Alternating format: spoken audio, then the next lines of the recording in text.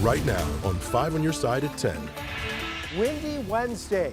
Why the gusty winds aren't letting up tomorrow and where showers are most likely. Decision time in the Show Me State. Tonight the results are coming in as Missouri voters weigh in on mayoral races, school boards, and issues affecting their pocketbooks. Our top story, coach charged. The alleged sex crimes involving 2 students at a well-known private school. This was a situation where the youth trusted this adult. Tonight, that MICDS assistant basketball coach is in the St. Louis County Jail.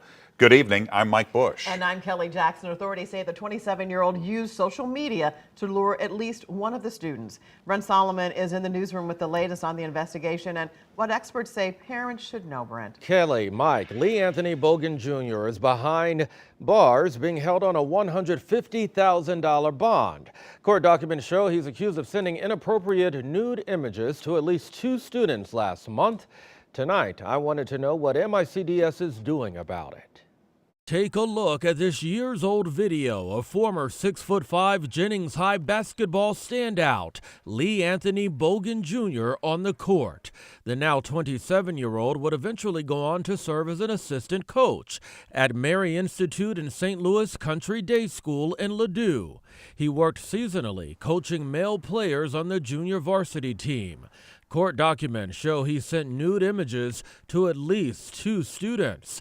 In at least one case, police say he used Instagram to do it. It is disturbing. Cynthia Danley had Safe Connections, a group that talks with young people about consent and boundaries. This was a boundary that they knew that this person crossed. She's glad the students spoke up and wants others to do the same if they encounter this. Most abusers will threaten the child or tell them don't tell that this happened, or if you tell, I'm going to do something to your parents, things of that nature.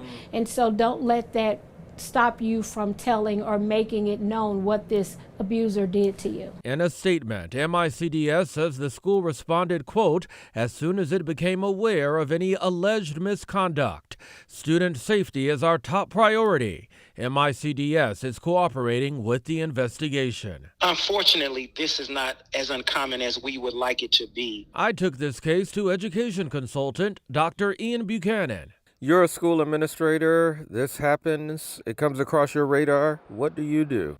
Well, first of all, I probably cry because a student has been violated. And while the person accused does deserve due process, our number one job as educators is to be fierce protectors of our children. Tonight, Bogan is charged with 2 counts of felony harassment and 1 count of furnishing porn to a minor. That's a misdemeanor. He's ordered not to be within 500 feet of any school. We are following breaking news out of Taiwan, where a powerful earthquake has rocked the entire island. The magnitude 7.4 tremor caused buildings to collapse and a tsunami that washed across the southern island of Japan. There are reports of people trapped in the wreckage. The number of deaths and injuries is not known. It was a day of cleanup across the St. Louis region after last night's storms that brought heavy rain and winds. The National Weather Service now says an EF0 touched down in Chesterfield last night. We'll have more on the cleanup later. First, gusty winds and even some showers are sticking around tonight. It's also much colder, and that chill is going to stick around for the next couple of days. So let's get the latest from Chief Meteorologist Scott Connell and his Weather First forecast. You know, one thing we don't have to deal with, severe weather for the next couple of days. We will have some showers around. Yes, it's a lot cooler out there right now, but the showers aren't all that heavy. And rainfall amounts tomorrow, probably on the order of 1/10 to 1/4 of an inch at the most. Couple of just stray showers drifting through this evening. That's about it. Radar's fairly quiet for most of us, but out into Wildwood right now, parts of St. Charles County, heading into northern Jefferson County, you're going to pick up just a little bit of rain. We're on the back side of the system, which means the colder side. The winds have picked up. They've been gusty this evening. Still some gusts close to 30 miles per hour. The stronger storms, though, continue eastbound towards the Appalachians and will head towards the East Coast. Tomorrow, we have lots of clouds. And we have some pretty gusty winds, 30 to 40 mile per hour wind gusts throughout the day tomorrow with very little in the way of sunshine and, yes, some showers around during the day. have your rain gear handy. You might need it from time to time, but with those gusty winds, the umbrella is probably not going to be much use tomorrow. We'll tell you why you won't need to worry about that for the home opener in just a few minutes, Kelly. All right, Scott.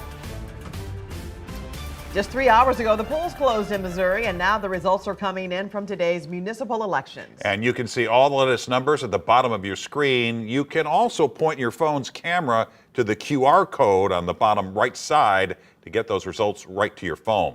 There were several issues and races on the ballot today, and our political editor Mark Maxwell is here with more on two ballot questions that affects all St. Louis City and county voters. Mark? Yeah, Mike and Kelly, good evening. Just how popular is critical water infrastructure? So popular that voters across St. Louis City and County would vote to raise their own rates to pay for it. 10,000 miles of sewer pipes and storm drains that twist under St. Louis are in for long overdue upgrades now.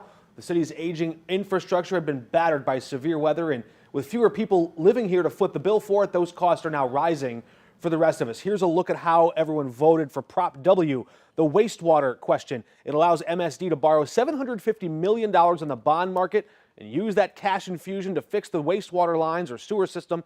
It's the nation's fourth largest anywhere. MSD sold it to the public by saying, look, we've got to fix all this.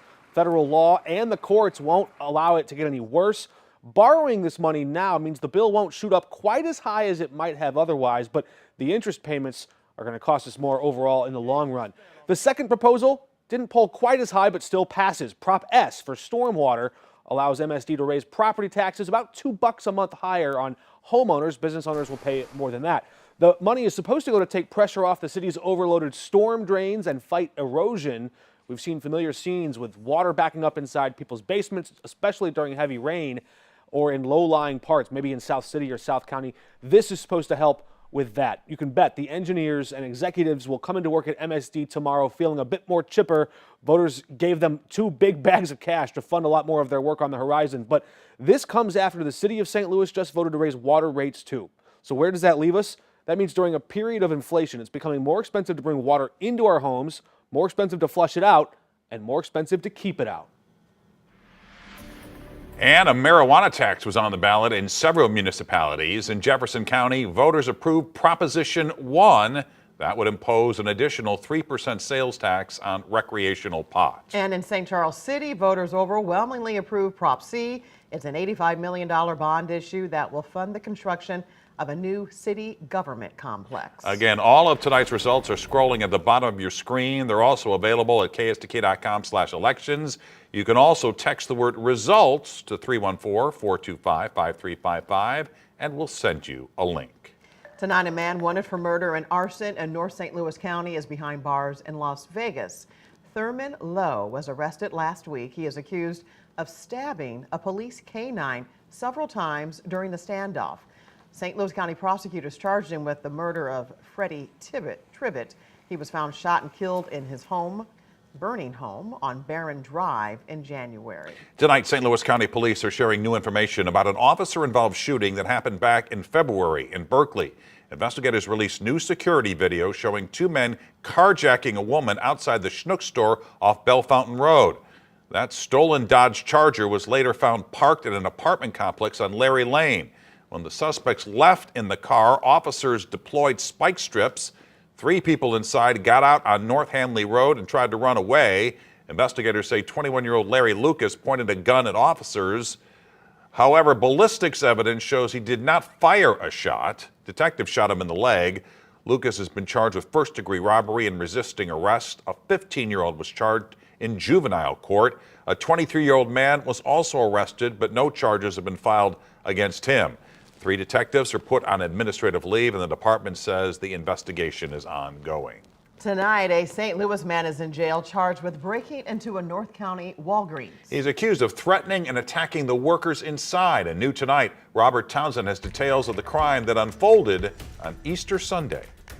It was an uneventful Tuesday at this Walgreens near Chambers and Halls Ferry Road in North St. Louis County. We saw customers going in and out of the store as usual. However, on Easter Sunday, it was anything but that. It's scary. Steve Edwards couldn't get inside the store because it was a crime scene. All the police vehicles that were out here. And it was just a shocker because I'm wondering what in the heck could have happened at at a Walgreens. Employees told police shortly after 1 that afternoon, Joseph Williams Jr. shattered the front glass door and forced his way inside the closed store. Police say Williams threatened 2 workers, stole cash from a register, and threw one of the employees to the ground. I don't understand why he'd choose this Walgreens to even try to do something like that. Investigators say Williams also grabbed a female employee, placed her in a chokehold, dragged her to a utility room in back of the store, and threatened to kill her with a cord. Veronica Larkin picks up her prescriptions here. A lot of stuff do happen over here, but to that extent, no. I emailed a Walgreens spokesperson to see if the company has any reaction to the crime police tell us happened here. In a statement, the corporate spokesperson said the safety of our patients, customers, and team members is our priority. We are cooperating with the police department. No, they still have some type of mental toll on them. Prosecutors charged Williams with robbery, kidnapping, burglary, and armed criminal action. It certainly sounds like he needs some help. Yeah, there's something wrong. Robert Townsend, 5 on your side.